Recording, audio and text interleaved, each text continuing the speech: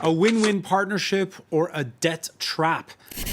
Debt trap, a term used by many in the West to describe China's loans to Africa, is a misdirection. It's a political cover-up for the most greedy bunch in the world, the vultures in the West.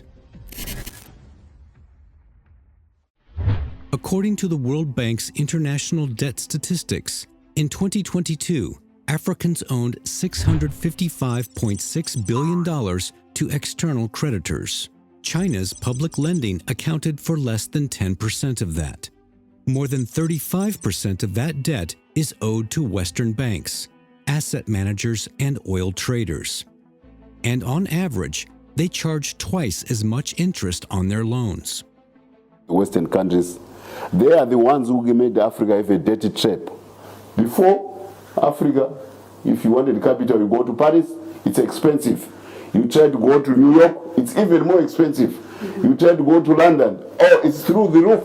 Both the IMF Managing Director, Kristalina Georgieva, and former World Bank President David Malpass had called on the UK and the US to pass legislation to stop private lenders from blocking debt relief agreements for Africa. If we didn't have access to these possibilities offered by China, the alternative is worse, not better. So we have to stop this China bashing about that, because it's really not helpful to Africa.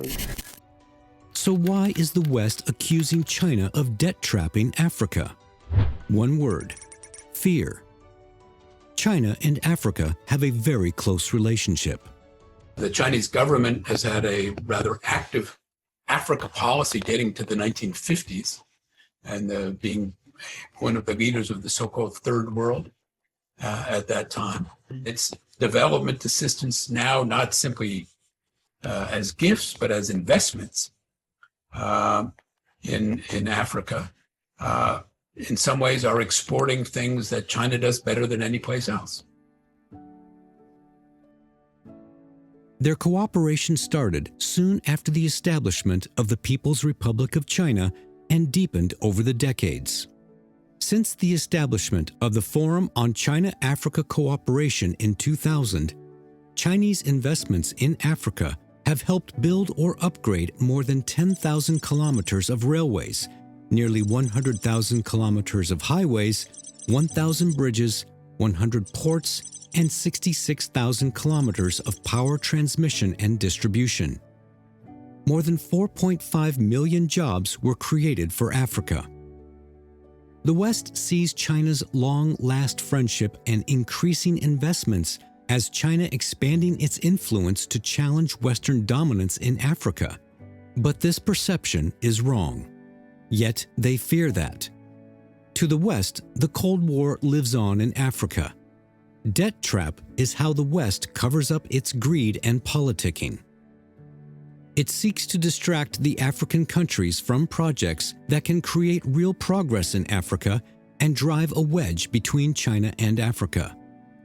By trying to undermine China's influence, the West wants to hold on to its dominance in the region without putting in real efforts that benefits Africans. But the Africans aren't indulging them. Or quand vous voyez la nature de la relation, ça veut dire que les Africains ne croient pas en cela.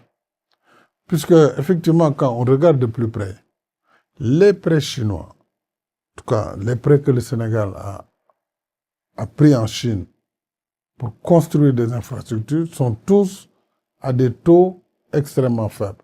L'exemple de l'autoroute de Thiès-Touba a été construite avec un financement sur 20 ans. Mais au bout de 3 ans et demi, on a fini la construction et l'autoroute a commencé à être exploitée.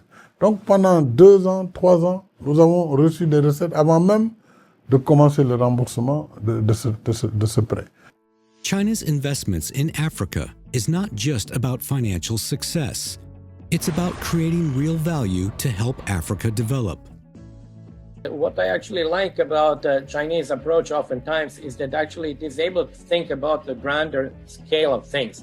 So we don't simply do small projects we actually try to think of the projects that would actually have a huge advantage in bringing into the sort of market economy production large parts of the world.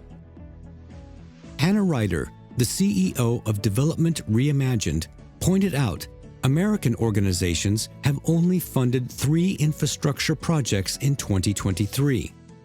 Chinese organizations funded 9. We cannot distinguish China's role from the gap it is filling in a multilateral system that does not meet our needs. And that's good. After being ignored by the West for the past several decades, it's time to help Africa achieve its own growth, instead of being victimized by the ghost of the past. True friendship is built upon mutual benefits, not upon lust for power. Accusing China of creating debt traps can't stop the West's declining influence in Africa. What it can do, and is doing, is making the West the butt of the joke.